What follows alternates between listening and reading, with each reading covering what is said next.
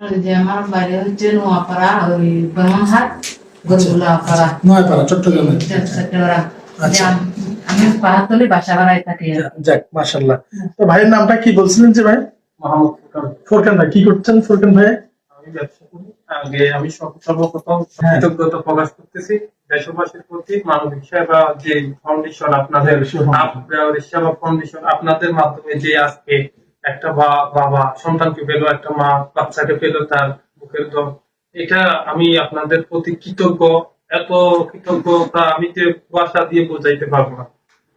তাছাড়া আপনাদের যে কল্যাণমূলক কাজটা চলতেছে, এটা আমি উপকৃত হয়েছি যে এত তাড়াতাড়ি এটা আমি উপলব্ধি করতে পারি নাই। আশা করি এর থেকে আরো বেটার কিছু হবে আপনাদের কাছ থেকে। আমি আপনাদের পাশাপাশি থাকার চেষ্টা করবো সামনে থেকে। প্রথমে তো সে থানা থেকে ডবল মরিং শিশু পরিচর্যা কেন্দ্র, সেখান থেকে অপরাজয়, এইভাবে সে ঘুরতে থাকে। অবশেষে আলহামদুলিল্লাহ আপনাদের কাছে পৌঁছে গেছে, কোনো ক্ষতি ছাড়াই যে আল্লাহ পাক তাকে মিলে দিছে, এই জন্য তো আল্লাহ দরবারে অবশ্যই শুকরিয়া। আল্লাহ দরবারে শুকরিয়া। আর যারা এই পোস্টটাকে আপনাদের মাধ্যমে ছড়াই ছিটাই যে ভাই বোনরা এই যে শেয়ার করছে, যারা দেখছে, যাদের মাধ্যমে আজকে আমরা সন্তানকে ফিরে পেয়েছি, যারা রক্ষণাবেক্ষণ করছে, প্রতিটি মানুষের কাছে আমি কৃতজ্ঞ। শুধু একজনের কাছে না, আমি প্রতিটি মানুষের কাছে ঋণী, প্রতিটি মানুষের কাছে কৃতজ্ঞ। আমি বলবো সবাই যেন ছেলেটার জন্য ভালো কিছু আশা করে, দোয়া করে, সবাই যেন একটু ছেলেটাকে যেন প্রতিষ্ঠিত করতে পারে। আপনি খুশি তো? আমি খুশি। আজকে সেহরিটা ভালো মতো হবে তো ইনশাআল্লাহ, এবং রোজাটা ভালো মতো থাকা যাবে ইনশাআল্লাহ। রোজা রেখেই তো বাচ্চার জন্য দোয়া করছে, ইনশাআল্লাহ, আল্লাহ পূরণ করছে। মুখে ধরে নাই। তোমার নাম কি বলো? হ্যাঁ, আলফাজ। মাদ্রাসায় পড়ো? আচ্ছা, তো তুমি এই যে এখন তোমার মা বাবার কাছে যে আসছো, খুশি নাকি বেজার, কোনটা? খুশি। আচ্ছা, মাশাআল্লাহ। তো যাই হোক, আমরা মা বাবার কাছে তাদের হারানো মানিককে ফিরিয়ে দিয়েছি এবং একটা ভালো কাজের শুভ সূচনা হয়েছে। আল্লাহ তাআলা বলেছে যে মানে আমরা যেটা জানি, কেউ একজন মানুষের বিপদ দূর করলো, সে যেন পুরো মানব জাতির উপকার করলো। ঠিক সেরকম আমরা প্রত্যেকটা কাজ ভালো কাজ ছোট, কিন্তু আল্লাহ তাআলা এটার অনেক বড় পরিমাণ ফয়সালা আমাদেরকে দিয়ে দিবেন ইহকাল এবং পরকালে।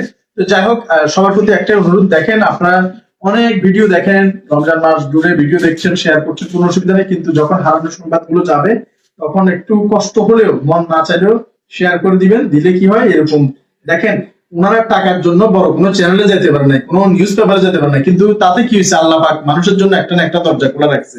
এবং বেয়ারি সেবা ফাউন্ডেশনে এটা উনি সম্পূর্ণ বিনামূল্যে। আমি একটা কথা বলতে চাই। জি, বলেন। স্যার, আমি অনেক জায়গায় গিয়েছি, অনেক মিডিয়ার মাধ্যমে, অনেক কিছুর মাধ্যমে অনেক চেষ্টা করছি, এবং ইভেন ওর জন্য 10,000 টাকার পোস্টার ছাপাইছি। রাস্তার মাথা হইতে আপনার বদরা থেকে অনেক জায়গায় মারছি। স্যার, আপনাদের যে চেষ্টা প্রচেষ্টা, আপনাদের যে মাধ্যম, এটার মাধ্যমে পাইছি, এই জন্য আপনাদের কাছে অনেক অনেক বেশি কৃতজ্ঞ। আমার 50,000 টাকার মতো মানে 19 দিনে ব্যয় করা হয়েছে, মানে উচ্চ খুঁজতে গিয়ে আমার ব্যবসা বাণিজ্য সবকিছু। ইভেন আমার কিছুদিন, তার 15 দিন আগে আমার একটা বাইক চুরি হয়েছে, একটা পালসার মোটরসাইকেল বাইক চুরি হয়ে গেছে আমার। আমি কি ছেলে খুঁজবো নাকি গাড়ি খুঁজবো? আমি তার গাড়িতে পাওয়া যাবে টাকা দিলে, কিন্তু ছেলে কই পাবো? এই জন্য তার মতো সারাক্ষণ কান্না করতেছে। এখন আমি শুধু ছেলেকে নিয়ে, আমরা দুইজন, ও এক বেলা রান্না করে ভাত খাই নাই, শুধু আমরা হোটেলে তেমন ভাত খাইতো না, সারাদিনে এক বেলা ভাত খাইতো ওর মা। আমি তো খাইতাম, আমি বাবা জায়গায় বাবা, কিন্তু মায়ের মতো তো হয় না। আমি দেখছি পাশে থেকে, কাছে থেকে ওর মা কিরকম ছটফট করতো। আমি মাঝে মধ্যে ওকে বকাঝকা করতাম, যে বলতাম যে দেখো, ছেলে তো ইচ্ছে করে হারাই গেছে, এই হয়েছে সেই হয়েছে, তোমার ছেলে এরকম করছে, এরকম সেই করছে। কিন্তু না, আসলে মা হচ্ছে সব থেকে বড় সম্পদ। মা হচ্ছে সব থেকে বড় জিনিস পৃথিবীতে। যার মা আছে তার একটা সম্পদ আছে, যার মানে তার কিছু নেই। আপনারা সবাই মায়ের সেবা করবেন, বাবার সেবা করবেন, পাশাপাশি আপনার সামাজিক যে কার্যকলাপ যে ভাইরা করতেছে, মানবিক কাজ করতেছে সকল ভাই, এদের কাজগুলোর প্রতি লক্ষ্য রাখবেন, দেখবেন, আপনারা সহযোগিতা করবেন। আশা করি আমি এদের সাথে পাশাপাশি থাকার চেষ্টা করবো, আল্লাহ যদি কামিয়াবি দেন।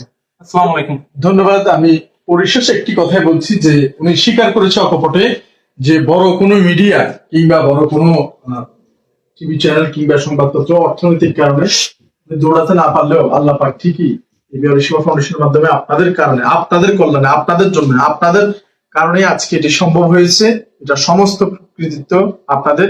এবং শুধু এতটুকু বলতে চাই যে উনি 19 দিনে ওনার এই বাচ্চার জন্য 50,000 টাকা খরচ করে ফেলেছে। কোথায় না দৌড়িয়েছে, পোস্টার ছাপিয়েছে কিন্তু কোনো কাজে আসে নাই, শুধুমাত্র মাইকিং করছে, পোস্টার ছাপিয়েছে, মাইকিং করছে। 19 দিনে 50,000 টাকা সামর্থ্য ছিল, সেটাও শেষ করে দিয়েছে, কিন্তু কোনো হদিস হয় নাই।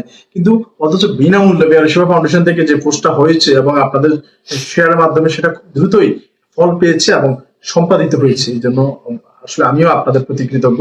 এবং যে মা, উনি যেটা বলছে স্বামী হিসেবে, যে বাচ্চার জন্য খাওয়া দাওয়া পর্যন্ত ছেড়ে দিয়েছে এবং হোটেল থেকে কিনে এনে ওনাকে খাওয়ানো হয়তো, রান্না পর্যন্ত করতো না, সন্তানের জন্য এত মায়া। এই ভিডিওটা আরেকটি কাজ করবে, সেটি হচ্ছে যাদের বাবা মা বেঁচে আছে তারা এখনো সময় আছে, বাবা মার প্রতি কৃতজ্ঞতা প্রকাশ করুন, এবং যাদের বাবা মা নেই তাদের বাবা মা বয়সী যে সমস্ত মানুষরা আছে তাদের প্রতি সেবা যত্ন করুন। আর সবার ঊর্ধ্বে মা, পৃথিবীতে মায়ের মতো আর কেউ হবে না। আর এরপরে তো বাবা আছেই।